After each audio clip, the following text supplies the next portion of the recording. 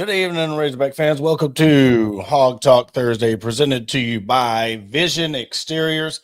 Tonight's episode, we're going to talk about Mississippi State game for the Razorbacks on Saturday. Softball season starts this weekend. We'll talk about SEC revenue sharing and how many people looked up hyaluronic acid today. So we'll start off with the ski jumping. No, just kidding. No,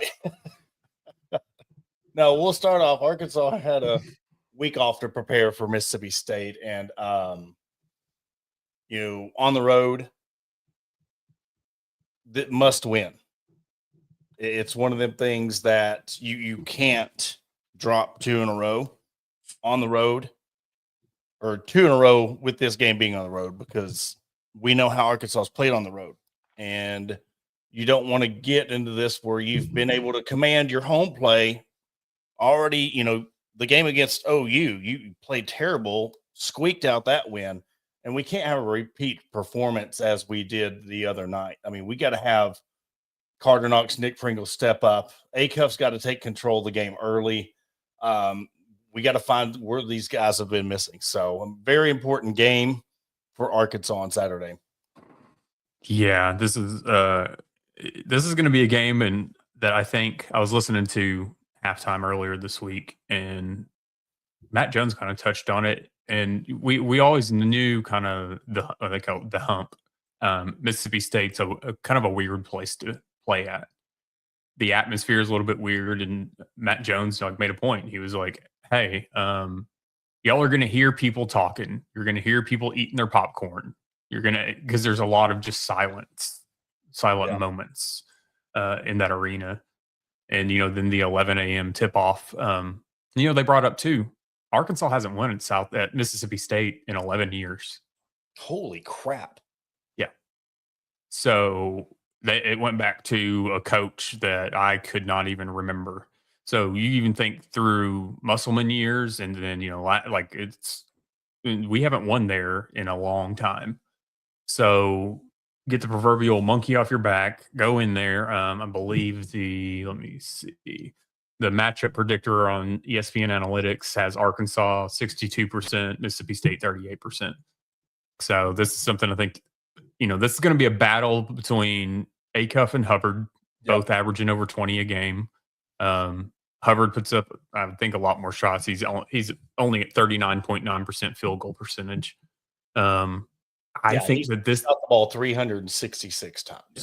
I think this is a game that we're going to need a Trevin Brazil or a Malik Ewan.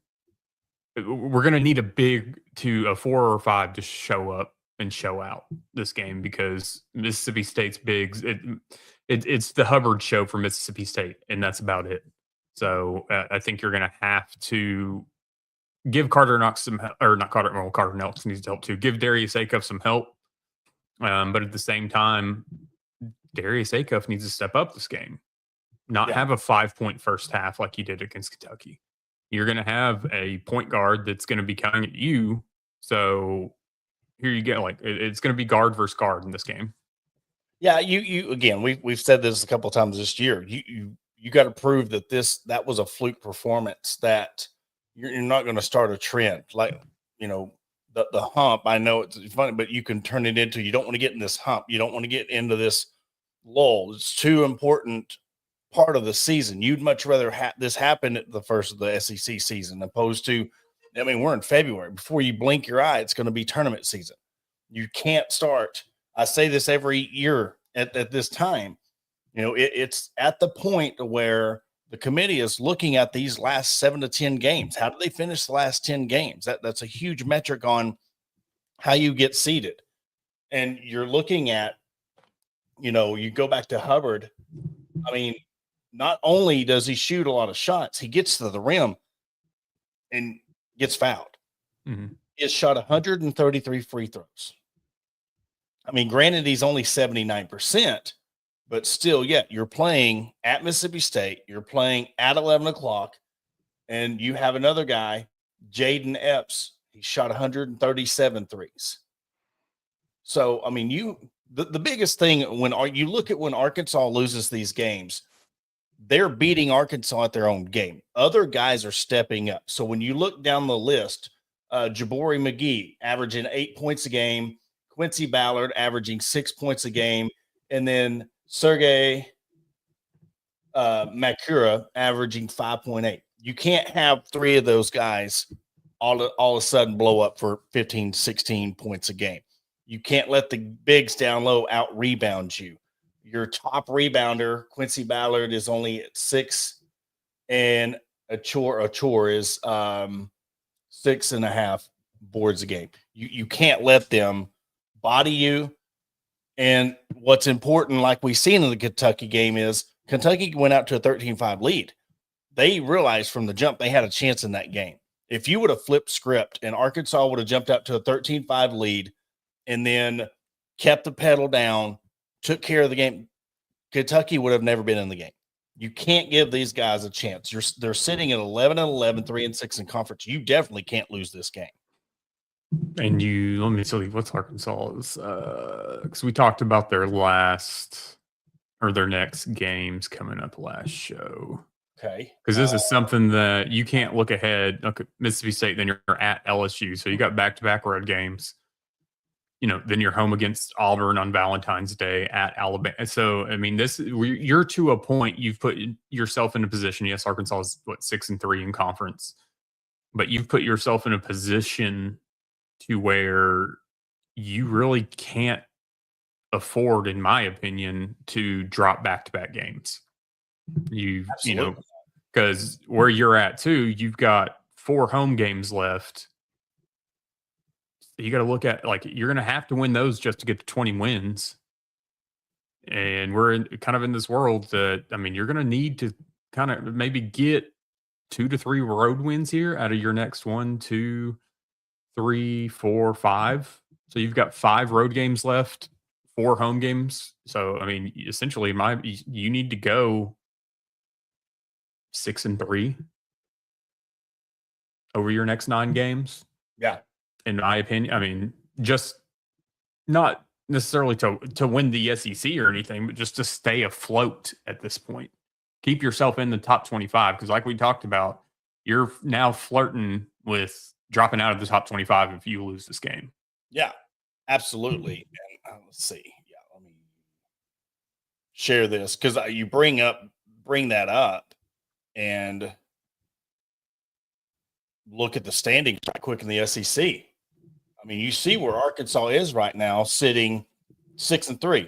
But look what that loss did. Now you went to 4th. And look who's above you, Kentucky. You lose 1 or 2 of these games, you're sitting at 7-4, 6-5.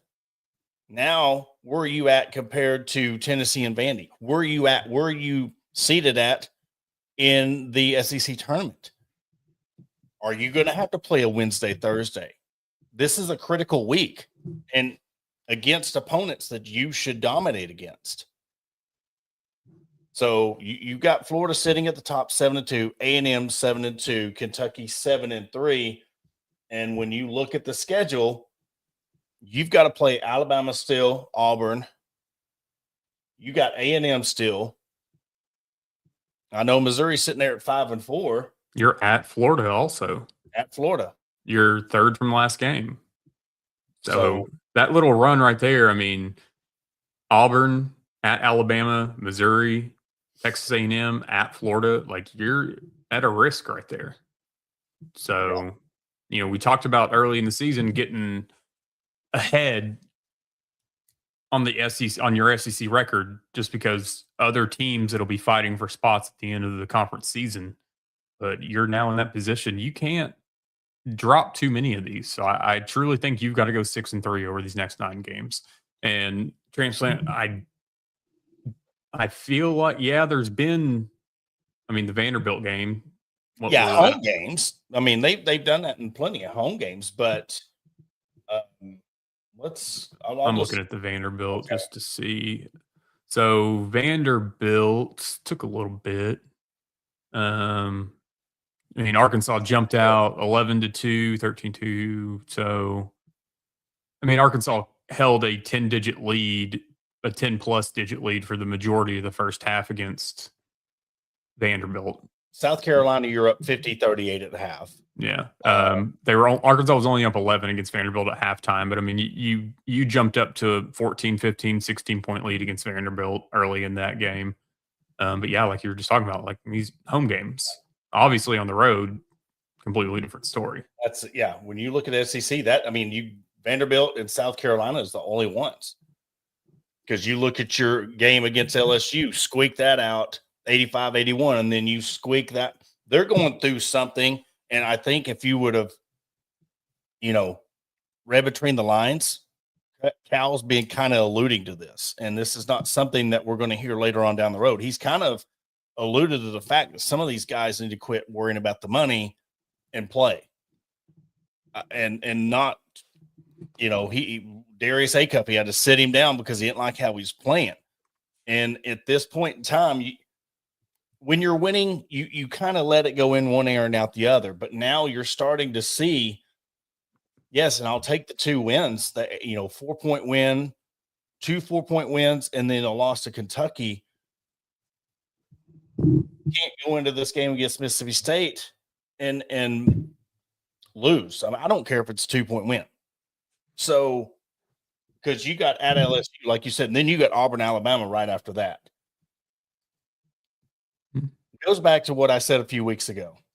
We are being hard on this team. We are being hard on these expectations because they are Sweet 16 expectations. You're a Sweet 16 type team. You're an Elite 8 type team.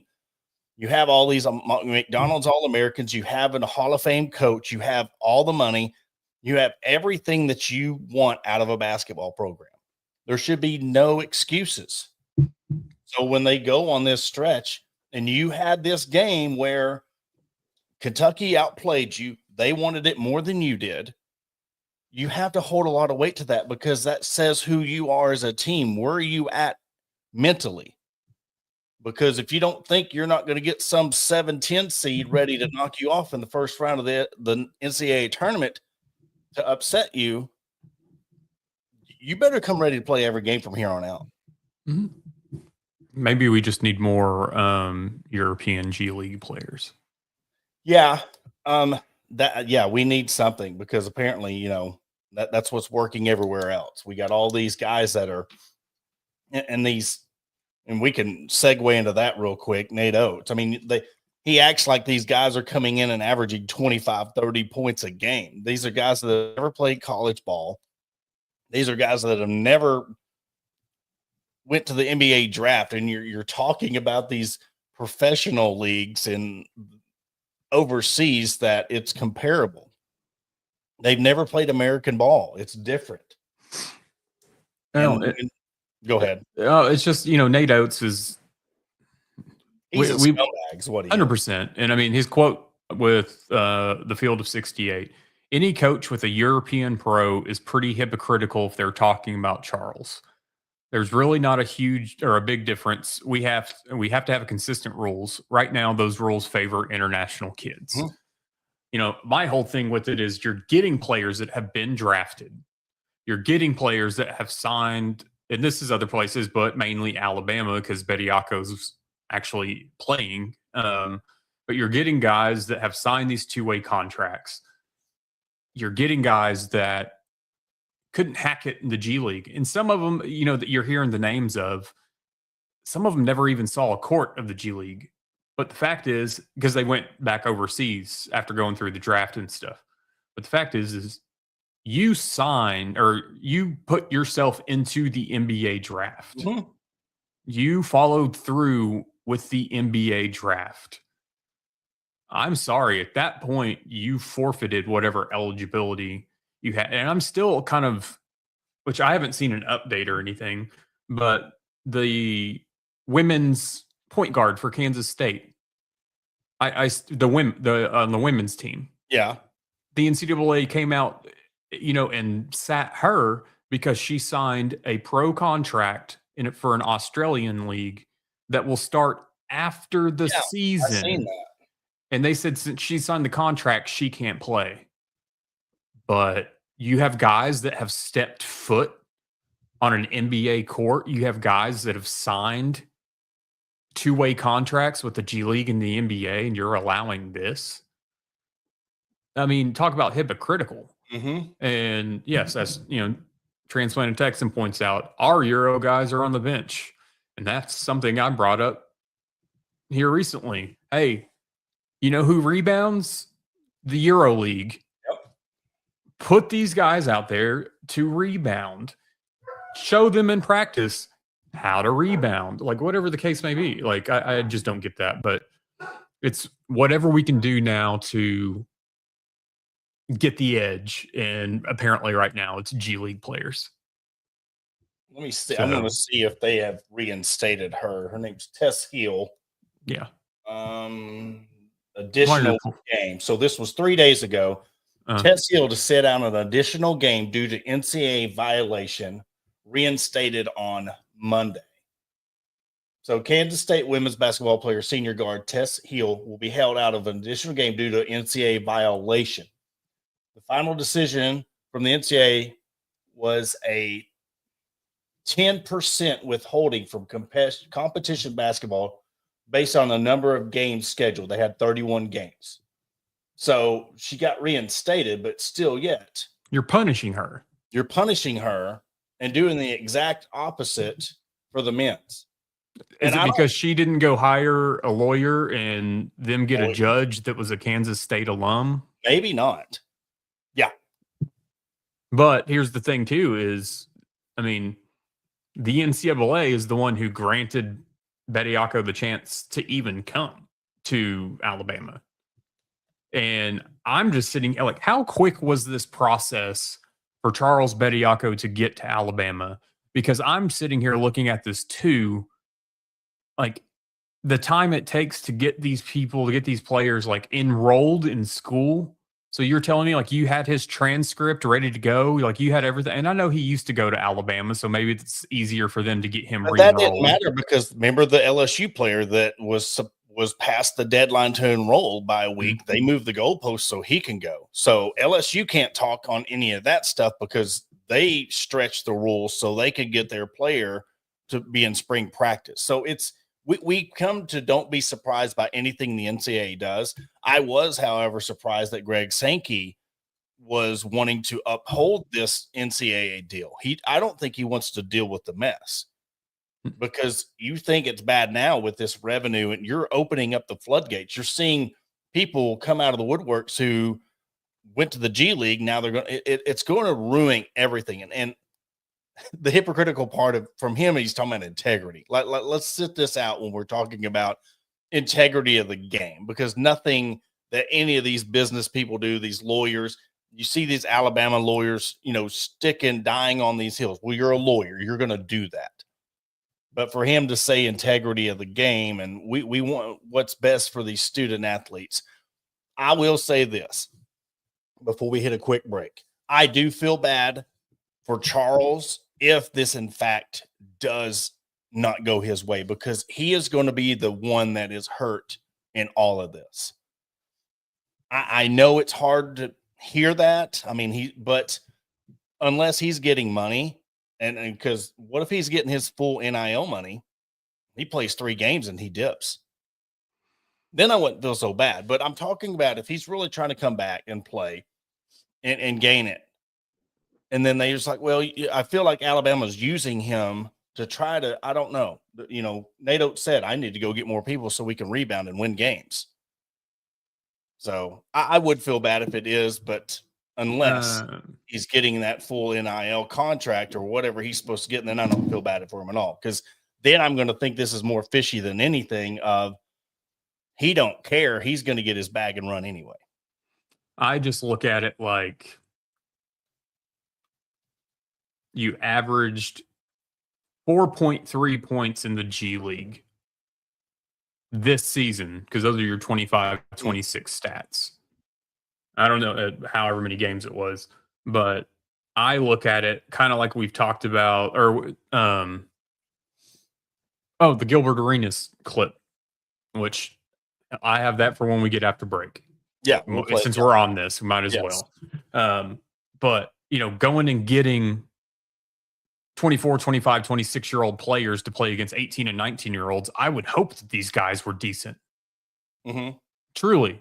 I would hope that you would be able to put up some points, average 12 points a game against 18 and 19-year-olds. So I look at this like, hey, guess what? Like, you can't basically fit in with the competition of the G League. So you're dropping down a level in a sense, because like Gilbert Arenas will point out in that clip, 90% of college athletes will not go pro. They will not make it pro. So you made it to the G League. You're not that good, averaging 4 points a game. So you're going to drop down so you can play against 18 and 19-year-olds to get your stats back up. Mm-hmm. And I just look at it as whatever happens to him at Alabama on the court, I just look at like, you know what, like I feel nothing.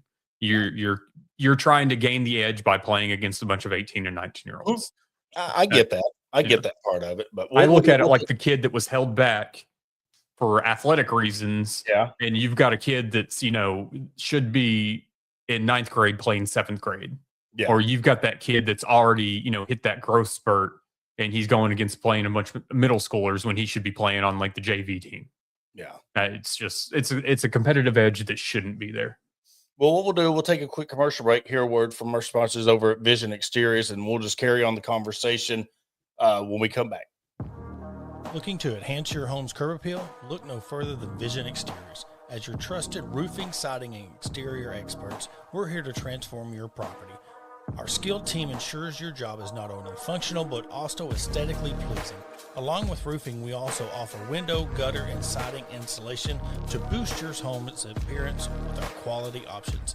Visit us at www.visionexteriors.com or call us at 479-397-4770. Let's make your vision a reality. And want to welcome you back to the Hawg Talk podcast. Yeah, carry on the conversation. Yeah, Gilbert Arenas did have some interesting things. It's vulgar, but it's bleeped out. So forgive us on that, but here's the clip. You know how bad you have to be if you're 25, 6, 7 in college? Nobody's drafting them. Oh, they can help you win. Your ass, that's your college. They can help you win. How many games you played in college basketball? 60, 70, 100? What? You can't name the best player you played in your position. It kind of tells Pfizer. Marcus Pfizer. Perfect.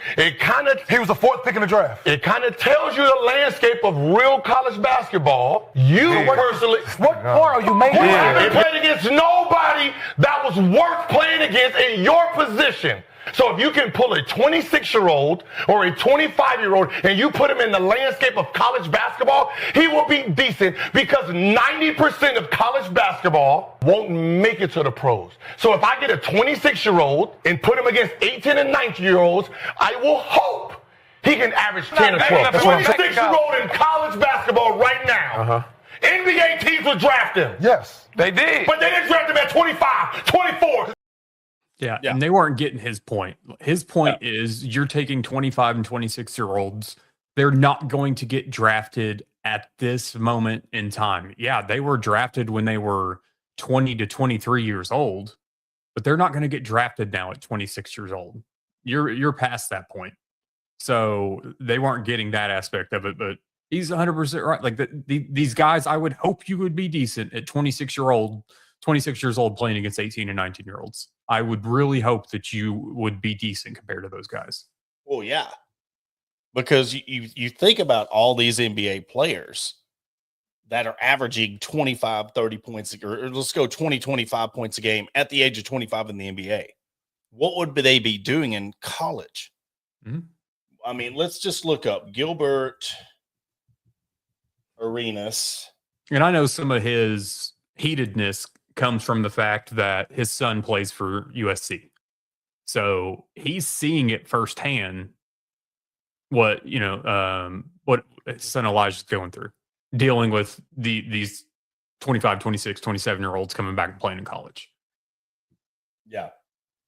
I don't even know what Gilbert averaged in college, but when he was 25, let's just go 23, 24, 25. In the NBA, he averaged 25 and a half, 24, 29.3 points a game. And at 25, he averaged 28.4 points a game. You think about his point. if you're good enough to get drafted and play in the NBA and you were this good, what you think about if he left college as a freshman and went back at 23 and played? What would he be doing? What would all these guys be doing? I'm just bringing up Gilbert Arenas because he's really good at UCLA. So he has a point of these guys, unless, like we said last week, unless they have true aspirations of really thinking they can make a difference and get drafted and get on the NBA roster. But it's come to a point to where they're in the G League not making anything. They know that, hey, I'm averaging 10 points a game in G League. I could come to college and average 15, 16 points a game and make $2 million a year. And then what's their plan? And not be and not take hardly any classes. And then what's their plan afterwards? Because you ain't going. I mean, you're going to go back to slumming it in the G League. Because I mean, we've seen. Hey, you want to get to an NBA roster in the G League? You need to be putting up 25 to 30 a game. Mm-hmm. Go ask Ricky Council. Go ask Jordan Walsh. Go ask these guys that more or less paid their dues in the G League. Even Stanley Amude paying their dues in the G League to get to the NBA. I'm sorry. I look at this like an easy way out to make some money because you're not good enough to sniff the court in the NBA. And by all means, if that's what you need to do, do it. But then just admit it. Yeah. Or just go overseas and try to go dominate one of those leagues. Mm-hmm. Because, I mean, I'm just fed up with it. I just wonder when is enough going to be enough. Yeah, and the whole thing is,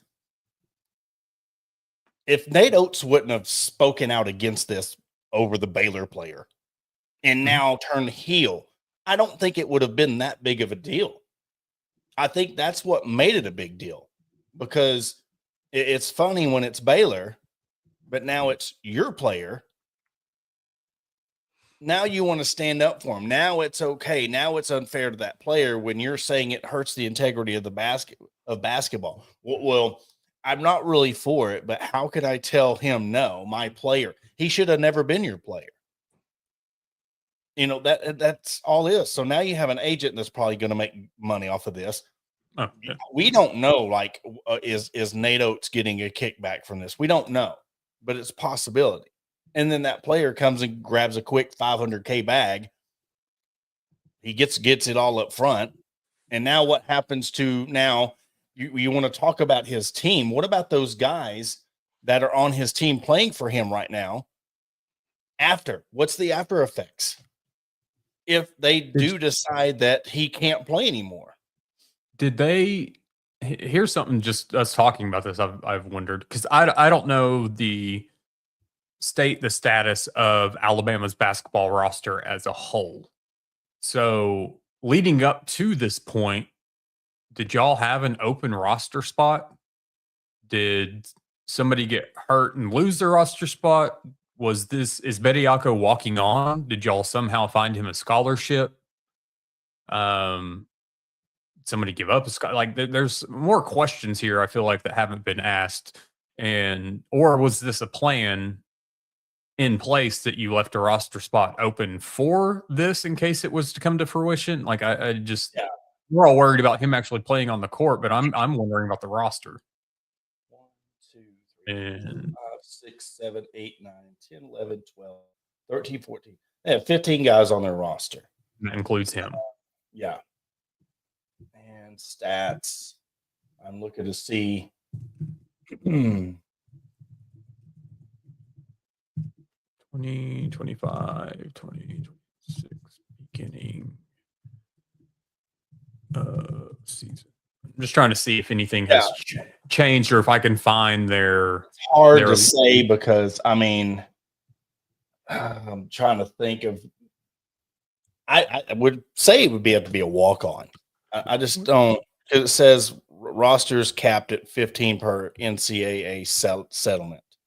So I will say that. So I'm looking at sportsreference.com for this season, and they show this season. Now, some of these guys haven't stepped on a court. A couple of them haven't. No, so 2 guys on Alabama's roster have not recorded any stats whatsoever. But 1, 2, 3, 4, 5, 6, 7, 8, 9, 10, 11, 12, 13, 14, 15, 16, 17. There are 18 players, including Charles Bediako, that have suited up for Alabama. 2 of them haven't recorded, so yeah. Well, and he wants to talk about Arkansas and these other teams that have these European professional players. I mean, you can add up. Let's just go. But that's the thing too, is he's Caroletta. Is that how you pronounce his last name? Jaden. Jaden. Okay, Yeah. he's averaged 0.8 points a game. Zaffa Elmir, 0.6 points a game. So together, they've averaged 1.4 points a game. You really want to compare the two. You really want to say, well, they got professionals on their roster. Well, Jaden was out of high school here in America. So who was the? There was 2 of them, Elmer and Rattal, Kareem Rattal. He's not listed on the. Because he's been injured. Okay, so then you only have 1 then. So Arkansas's roster, yeah, because Jaden's from Village Christian High School out in California. Okay. You had Paulo Samito, who I believe is redshirting this year, freshman, which he came out of an academy in Orlando, so he's been over here. You know, Kareem Rattal, who is from Lebanon, he played over in Europe. And then you have Elmer. So you have those 2, Elmer and you have Rattal, because Samito came from an academy down in Orlando, Florida. So those are the only 2 that came directly from overseas. Yeah. So, well, tomorrow we should find out if he's eligible to play or they're going to deny him. But I know that they're going to try to appeal this, but it's going to be, I just feel like this is going to be a lose situation for them, but they're just going to try to milk it for all it's worth and then get to like a tourney seed and then he can't play or something like that where they get postseason eligible or whatnot. But I don't like how it's going. I didn't like it from the jump, and you're going to sit there and try to justify it when you didn't like it. But anyways, moving on in the last segment of the show, the SEC revenue came out. Very staggering $1.03 billion the SEC generated in the 2024-2025 season. So when we had Christina Long on, you're talking about the money. Each team, 1.30 billion. Each team got 18.6 million more than the previous year. So it adds another layer to this. We're broke. Where's our money? How can we afford this? Well, you just got $18.6 million handed to you more just off your TV rights. Where's that going to go? What's that going to be used for? I just don't understand how they're saying that they're broke when these numbers come out afterwards. And well, it's like we've talked about in years past. I mean, of Arkansas being in the black almost after every fiscal year. We don't have money, but we always are in the black. We always have surplus. So how do we not have money? And I get it. I don't want Arkansas to be like Florida State, who 73% of their school's debt is from the football program. Yeah. So a lot of these schools, Florida State, I believe Rutgers was one that is wildly in debt. And then, with Utah already having their private equity company coming in or whatever, which they're trying to block, there's an attempt for that to be blocked. So that one hasn't fully happened yet. But Florida State, you have this much debt. So just have a private equity company come in and buy up your debt. And me and some friends were talking the other night in our group text, and one of them said, "What happens if somebody defaults on this? Like, does the NCAA in their universe? Yeah, like what happens after this if you have this private equity that comes in and purchases this? Like, I don't think any of that's been talked about. I've never heard anything like that being talked about. But we've been talking about this part of it since 2 Decembers ago, when the former Milwaukee Bucks owner came out talking about wanting to buy like Northwestern or somebody, but here we are. Yes, there's an attempt for it to be blocked, but what's this going to look like? I mean, I feel like at some point you're going to have to get a collective bargaining agreement. You're going to have rules in place. And honestly, if that happens, I would rather see that happen. Collective bargaining agreement, athletic departments, majority bought by some private equity, whatever. If that means that we'll actually get some rules in place, because as it stands right now, with the open world of the transfer portal and NIL, and hey, we're going to have revenue sharing so that'll help combat NIL. We're going to have this third party arbitrator. We're going to approve or deny NIL deals over bullshit, because you haven't done it. So at the very least, if there's private equity companies that come in and that are purchasing these up, at the very least, if there ends up being a CBA, at least we'll have some rules in place. At least we'll potentially have a salary cap. At least we'll actually have to hold these players accountable for the contracts that they sign, because it's out of hand, and it's outside of like watching, Arkansas games. Like, it didn't matter the night of the week. I used to turn on college basketball and just watch whatever game was on. And I don't do that much anymore. No. And a lot of it's just because of how ass backwards college athletics is right now. I would rather watch the professional athletes that will legitimately say I'm a professional athlete versus this shell of a sport or shell of what college athletics that we once knew. It's just, I don't know when the end's going to be the end, but they've let it go too far, and I just fear that nothing's ever going to happen unless you just get bought out, whether it's the super conference in football and the Saudis, whether it's private equity and collective bargaining agreements. Yeah, something has got to change, because the NCAA doesn't have a big enough backbone to do anything. I think they're letting it die. I think they're letting it get to this point, so they're forced to separate from the NCAA. You're looking at Rutgers. They're $516 million in debt since joining the Big Ten. Mm-hmm. So they're losing $50 million a year because that's their own fault. You think about Rutgers being in the Big Ten, you're talking about and what else is in the Big Ten now, and all the travel and these secondary sports and everything that you're having to pay for, and you're not really good at football. And Adam, this is where I'm scared for Arkansas, is because if your football program stays where it's at, and then what happens if your basketball program follows suit? What happens if Cal leaves and now you're a mediocre basketball program? You're not generating them that you once had. And if you're now, and this is you're as good as you are in basketball and baseball, but you're horrible right now in football. We hope that changes. But you're barely over a surplus as a whole. So you need to start budgeting better now. And hopefully these concerts and all this stuff comes in, because if you're sitting here saying you get an $18.6 bonus check at more than last year of when it comes to your TV revenue, and you don't know how you're going to pay for this and pay for that, that worries me.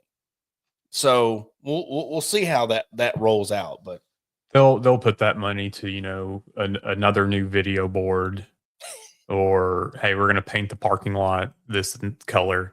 It's one of those things. Hey, we're getting the jersey patches soon. You never know. Next, it'll be the Arkansas Razorbacks, brought to you by Great Value. I mean, that's going to be the official name. Yeah. So. But on a lighter note, Silverfield went on Pig Trail Nation, and I was very Great surprised. interview. I got to give him his flowers on that. We didn't get that from any other coach. For him to go on and talk to them and, about the recruiting and all that stuff. And again, very well played out. Very good interview. Gives me hope. And that's what we want to hear. That's what everybody's been screaming. We just want to hear from you. And for him to go out and talk on the news, it wasn't a press conference. It was a straight up one-on-one interview with them, or not a one-on-one, one-on-two, however you want to, if you be technical about it. But it was good to see that he's out there being energetic about the program. He's doing more fundraising than the guy that's supposed to be fundraising. So that right there, it was very good to see. And hopefully that shows where this program is headed, because this year for me, there's no expectations, and this is not digging on him any at all. It's just, it's hard for me to expect much out of what he's doing this year, just because of the size of the hole that they're in. Year 2, year 3, let's see where this thing could go. But I hope that he can turn it around, because we don't know where this college football landscape is going to be in 3 years. Where the SEC is going to be in 3 years. So hopefully he can get things turned around, because if you're going to have to start keeping up with the Joneses when it comes to money, and you got Rutgers over here at $500 million in debt, what was Florida State in debt? Like 470. So 400. You're having schools, they're going to have to start shutting down programs, and we don't want to see that. No, and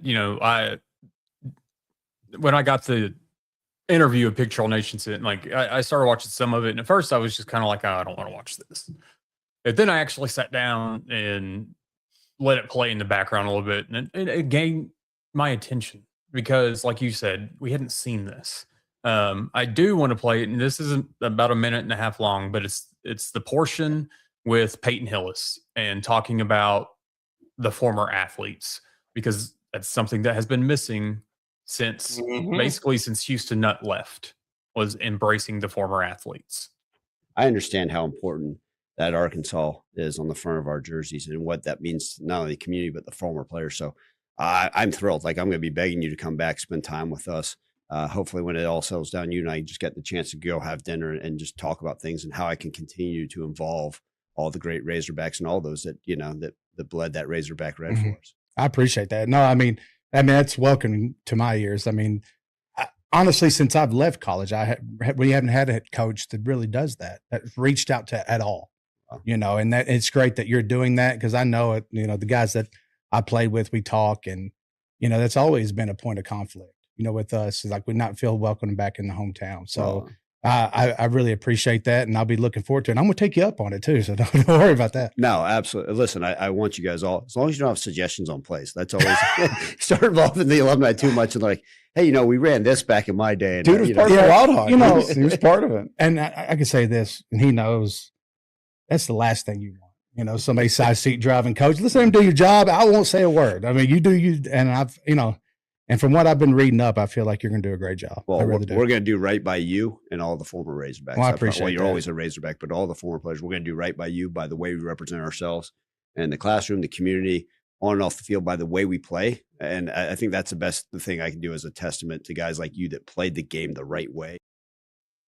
That's really good. And I think he holds that up on that. Mm-hmm. And sitting there it could be one of those things that he could say something in passing, just being lip service, just responding to a tweet or a comment. No, he came on the show face to face. Let's have this conversation. And we'll go to dinner. We'll do this. We'll do that. Y'all are welcome back. And yeah, there's been multiple players that have been vocal about this. We had Harold Harris on Hawg HQ Live previously, and that's one thing that he spoke on. I mean, they're just looked at as outsiders.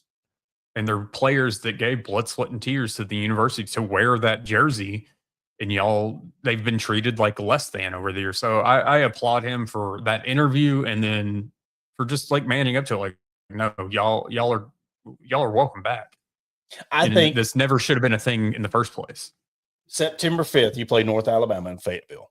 Why not open up the season and invite anybody who wants to come back, and you bring them out on the field at halftime. You know, really, I think that would be a huge step of showing where I'm going to take this. Invite all the players from. I think that would be a huge statement of not just, hey, we're going to bring back this team or these greats. You hold him to it, but you open the door up for any player that played for me or played for the Razorbacks, come back North Alabama game, and then you build that friendship, you build that relationship with these players, but also you get to know some of these high school coaches. You get to know some of these people around the state. You hold true to who you are, because I don't care what coach, and this is no disrespect to Coach Cal. Everybody loves to go see Cal because how charismatic he is. They want to know how the state of the football program is. Football is king. I don't care what kind of school you want to call it, Arkansas. But if all three schools or all three programs were doing the same, Arkansas is a football school. And that's where you got to get this thing. And he's got a good opportunity to start winning some of these people over and mean it. They're tired of hearing something and it never comes to fruition, or it happens one time and then they're left out in the cold. I think that would be a huge statement that you open the doors up, North Alabama game, and you bring all these players that want to come back, and you don't have to call them out by name, blah, blah, blah. Just this is who showed up. This is how we're going to start my era here at the University of Arkansas. Open the doors. I think that would be a huge deal if they did that. 100%. So I'm sure, if they need any tips or advice or anything, just listen. Listen to us. Yes. Because we tell Listen to us. Listen to your former athletes that are going out on social media and talking about these things, that are going to shows like ours and like Hawg HQ Live and having these conversations. Mm-hmm. So it's that simple. Yeah, that's how we'll do it. So, Adam, you got anything else before we wrap it up? Super Bowl Sunday. Hold the belt up, because I think you've already got it in the bag, don't you? Yeah, I've already won. You already got the. See, that's what the thing. I'm gonna have to talk with, because it means, see, the belt means nothing to you anymore. You ain't proud to wear it. You're not proud to have that belt on. Y'all probably be more upset if y'all knew where the belt was right now. It's probably above your toilet. No, it's in a box under my bed. It's in a box under your bed. Yeah. Is that what that means to you now? Okay. Let's see how it is. So if y'all want to, y'all can, like I told y'all, by all means, if y'all want, y'all can pick all the games next year on what we're picking. Okay. But here's the thing is y'all have to be on time. Like after the Monday night game, either Monday night or Tuesday morning, I'm sending y'all who won, who lost, and I'm sending y'all the new pick'em week. So that's going to be on y'all if y'all decide this. All right. So it might be I don't know. We'll see. Well, we got an off season. Y'all got plenty of time to figure out a plan. All right. Are y'all having a show Sunday? No, we are not. Okay. Super Bowl Sunday, we're off. So you heard it right there first. No Hawg HQ Live on Sunday. So we'll be back Monday, 6:05. We'll talk about the weekend that was, who's the Super Bowl champ, all that good stuff. Thank you for everybody for tuning in to the Hawg Talk podcast. For Adam Hall, I am Porter Hayes, and we will catch you on Monday.